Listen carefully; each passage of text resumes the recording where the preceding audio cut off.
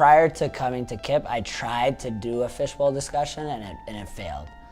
And I had the kind of vague idea of how to do it, but I didn't have these specific tools. When I got to KIPP last year, we had a really good professional development on Socratic seminars that really showed me kind of the little tricks that made it work. My name is Kellen McNulty, and I teach 10th grade AP World History and 11th grade AP US History at KIPP Collegiate. I think the hardest thing for teachers in adapting a critical thinking model is that it requires them to kind of step back and let the students do all the work. And I think for a teacher who's used to being the agent of knowledge, it can be hard for them to take a back seat to the learning that's happening in the classroom. My name is Katie Kirkpatrick, and I'm the Dean of Instruction at KIPP Collegiate High School. I also teach 9th grade speech and composition. Another thing that I started doing at KIPP is using very specific structures to push students to critical thought. And the biggest impact has been the Socratic seminar rubric. Last year, before I started teaching at KIPP, we went through a lot of professional development, and one of the most useful sessions was on these Socratic seminars.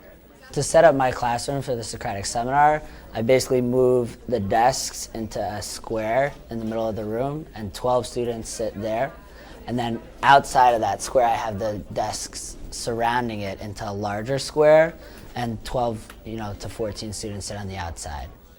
Many teachers know this as a fishbowl, and the rubric asks the person on the outer circle to grade them on, did they use the text to support their arguments? Did they use analytical language? And it gives examples of analytical language. Did they make a connection to what someone else was saying in the discussion, right?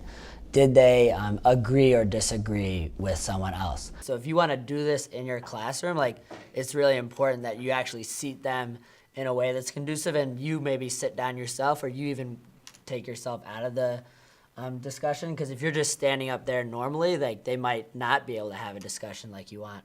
During PD last year, I learned how to set up the room like that and how to use that rubric and the different jobs that you can give people on the outside to stay motivated and invested in paying attention.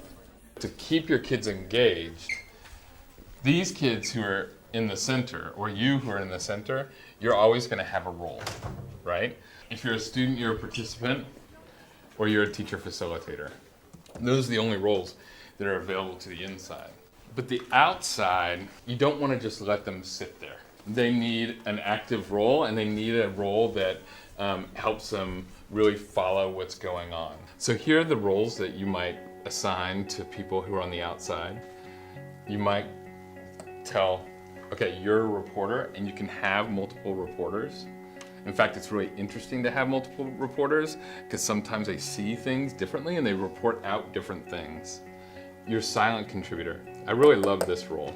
So they follow on as if they were in the conversation, but they're not in it. And at the end, you get the chance to say to them, what would you have said? And then the shadower. And when you're a shadower, you're directly assigned to a student in the inner circle.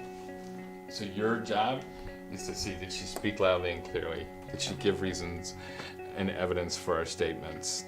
Did she use the text? Did she paraphrase accurately? Typically, once students get used to this, they do very well with it.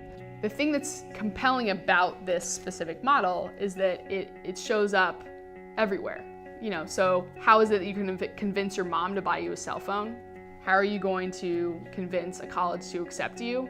I mean, those situations require critical thinking and argumentation skills, and we all use them in our daily lives so frequently.